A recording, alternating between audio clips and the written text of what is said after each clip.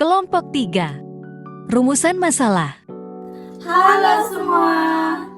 Perkenalkan, kami dari kelompok 3. Saya Nimade Yosiani dengan NIM 012. Perkenalkan, nama saya Nikita Dewi dengan NIM 009. Perkenalkan, nama saya Nikade Tiasa Dewi dengan NIM 003. Perkenalkan, nama saya Ani Putuinda dengan NIM 002. Pada video kali ini, kelompok kami akan menyampaikan materi mengenai rumusan masalah. Rumusan masalah merupakan permasalahan penelitian yang dijelaskan dalam bentuk pertanyaan dengan intensi untuk dijawab melalui proses penelitian yang akan dilakukan oleh penulis.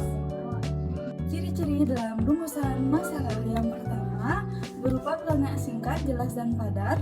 Yang kedua, memberikan arahan untuk satu penelitian. Yang ketiga, memiliki nilai penelitian. Yang keempat, dibuat dalam bentuk kalimat tanya.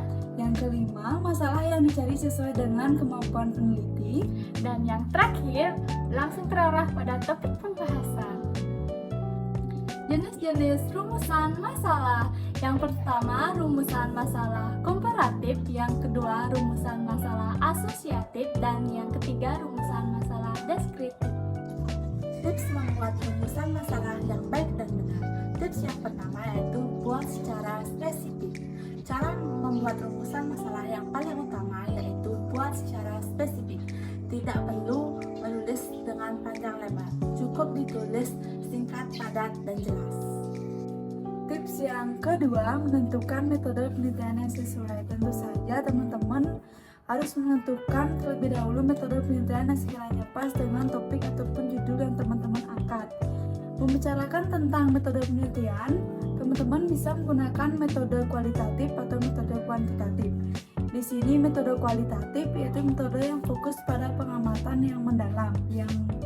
Terus metode kuantitatif itu metode penelitian yang di dalamnya menggunakan banyak angka.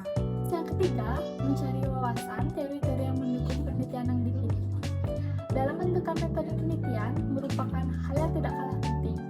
Kelebihan dalam penelitian ini membantu penelitian untuk menentukan konsep yang pas dan cocok untuk digunakan.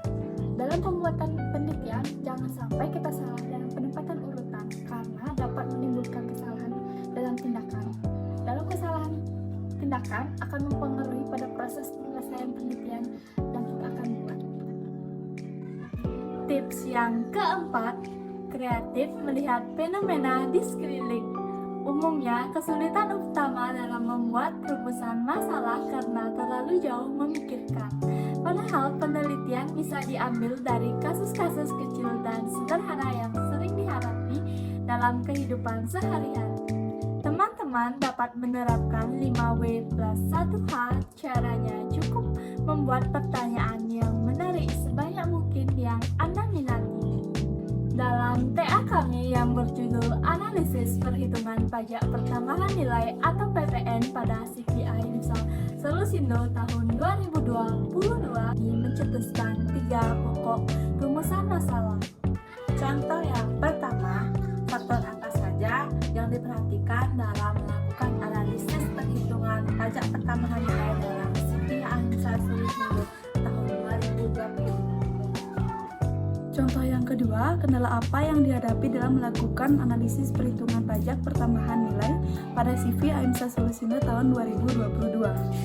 Contoh yang ketiga, bagaimana cara untuk mengatasi adanya kesalahan dalam analisis PPN terhadap laporan SP pertambahan pada CV AIMSA Solusindo pada tahun 2020. Sekian tips dari kelompok kami, semoga bermanfaat. Bye! Wait. Masih ada. Behind the Seneca Lompoc 3. Kami dari Iya, Pak.